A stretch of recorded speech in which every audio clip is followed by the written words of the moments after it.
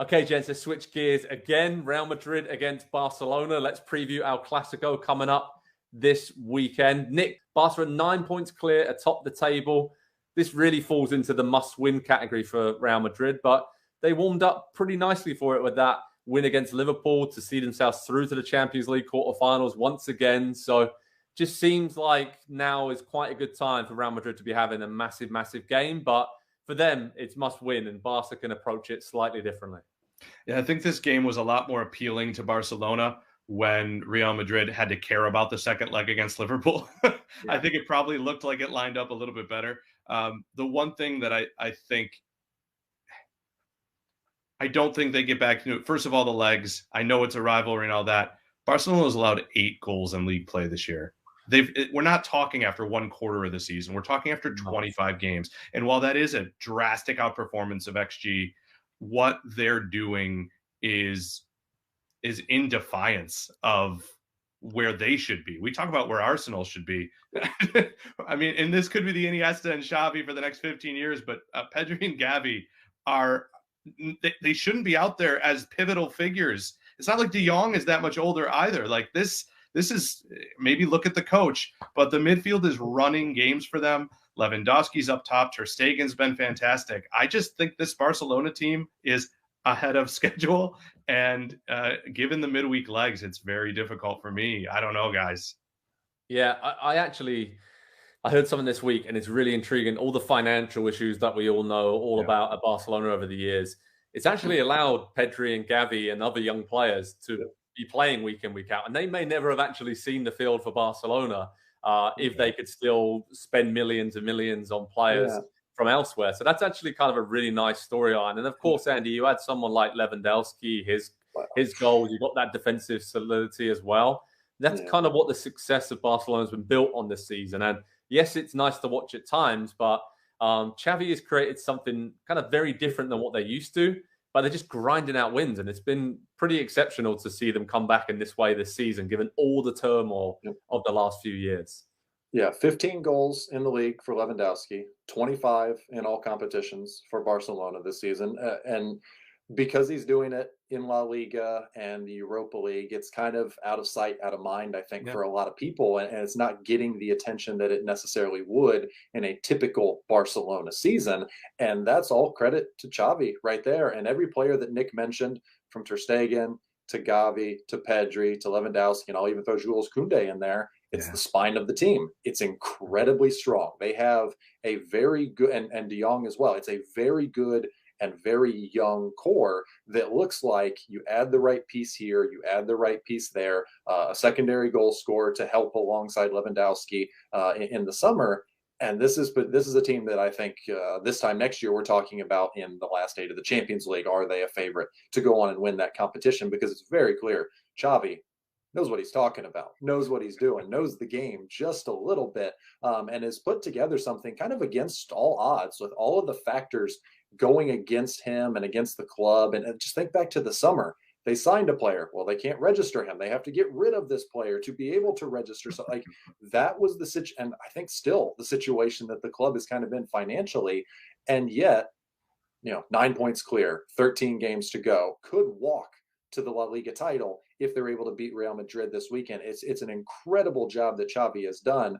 And I think if he wasn't the legend that he is at Barcelona, then we're probably talking about, well, how long is he there? How long until he moves on? Because it feels like the structure, the infrastructure at Barcelona, still not where it needs to be, and maybe not the greatest job in the world, but he will stick there, and he will stick by that club, and he will remain in that job. It'll be interesting to see if he can make himself just, how long of a tenure can he have? Because this is talking about Arsenal being ahead of schedule. Barcelona are 3 or 4 or 5 years ahead of schedule, given where they were when he took over.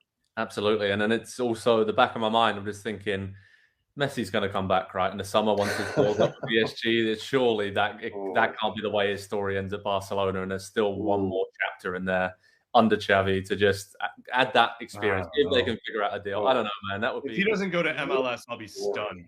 Yeah. After watching what a story, though.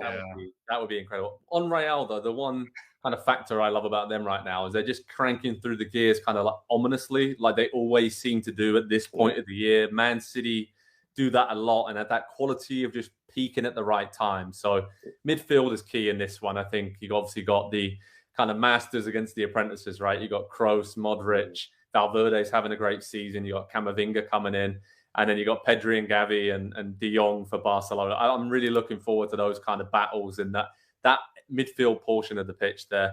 And Nick, I mean, Barca beat Real in the Copa del Rey semi-final first leg recently. Have you got a prediction? Is there any favourites here for this one? I think this is going to be a draw. There's too many key pieces. There's a chaos to this year's Real Madrid.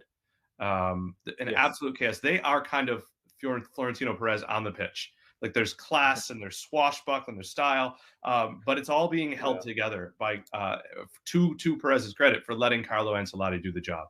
They're very, very, very good. They've just had to focus on more competitions now than Barca, and I think that will probably cost them this weekend. Andy, what do you think, mate?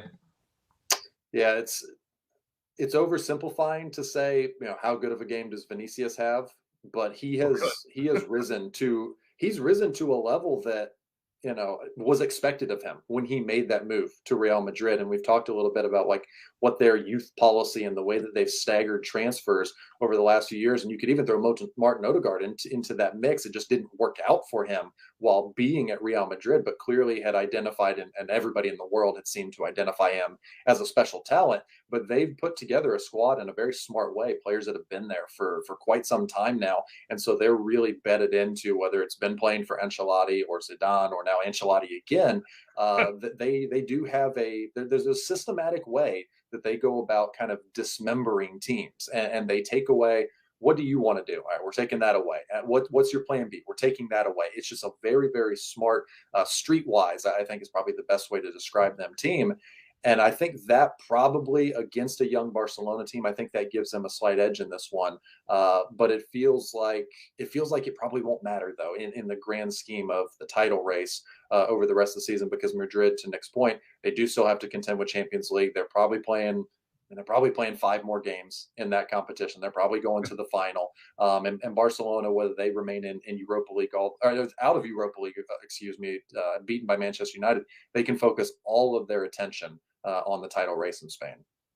Yeah, I think I want to go for a draw. I think Barca have just shown defensively how good they can be, and Real Madrid will chuck everything at them. But I'm going to go for a draw in this one, and that will obviously suit Barcelona very well in the run-in as they try and win La Liga once again. So head over to Pro Soccer Talk on NBCSports.com. We'll have a preview post, how to watch information, live analysis during this game on Sunday. It's going to be a beauty between Barcelona and Real Madrid. Now, Clasico always is, but there's that extra intrigue this season with, I won't exactly call them upstarts, but resurgent Barcelona looking to really seal the La Liga title if they can go 12 points clear of Real. But Real, obviously, they get the gap down to 6 points of a big win, then who knows? They've got enough quality there to suggest they could get back on top between now and the end of the season.